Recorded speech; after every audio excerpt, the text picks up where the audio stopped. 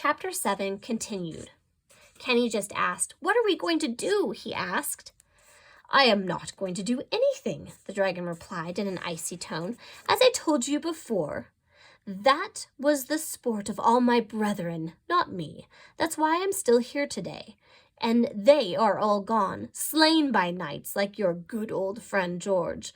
Now tell him there will be no battle between us, no bloody Roman holiday. I won't have it."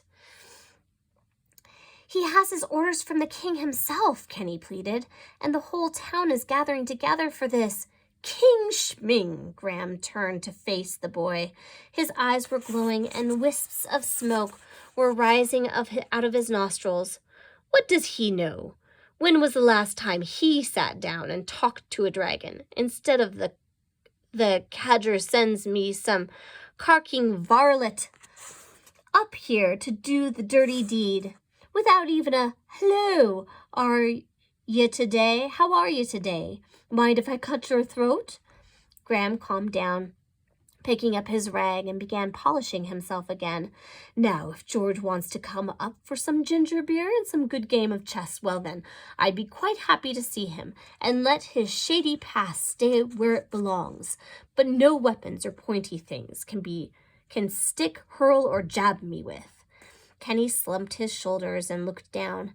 "I'm afraid it's not going to happen that way." "Little bantling," said Graham with a sigh, as he stopped admiring himself in the mirror. He bent low enough to look at Kenny right in the eyes. "Don't worry. I just know you will think of something to make it right. Come on now. You're the well-read, smart one, remember?" Flabbergasted, Kenny said nothing. The dragon resumed polishing his scales and admiring himself in the mirror, as if he was out without a care in the world. His mind whirling, Kenny grabbed his bicycle and left. Normally, the arduous ride up Shepherd's Hill meant a fast-paced, exciting ride down. But the boy simply walked his bike back toward home. The high noon sun had warmed the soft ground, and there was a gentle, lazy breeze whispering through the leaves as he made his way down the hill. Dragonflies and butterflies flitted all about. One even alighted on his handlebars, but Kenny didn't notice any of this. "What on earth am I going to do?" he said to himself. Both of his best friends were to be pitted against each other in a battle to the death. Who would win? Would Graham just lay there, refusing to fight and be slaughtered? Or would George, much older now than he was back in his heyday, be burnt to a crisp? The riverstone feeling had taken over his entire body, and he swallowed hard to hold back the river itself that welled up in his eyes. Parking his bike on his porch, he was startled by his father, bursting out of the door.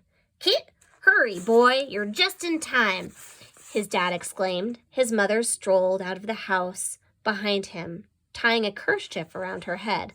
"Well, what's going on? Where are we going?" Kenny replied for a moment. His parents' excitement distracted him from the heavy responsibility he was feeling. There's a parade in town. There's a parade in town. We've just got word," his mom answered as she hopped aboard their sheep-drawn cart. "It's supposed to be quite a procession.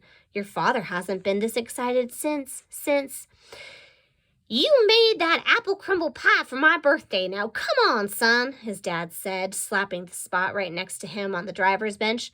"I'll even let you drive." "You don't understand," Kenny said. "Why do you think they're having a parade?" "They're even having a parade." Both his parents blinked and looked at another. "An early celebration for the annual Corn Cob Festival," his mother guessed, though it sounded more like she was asking the question.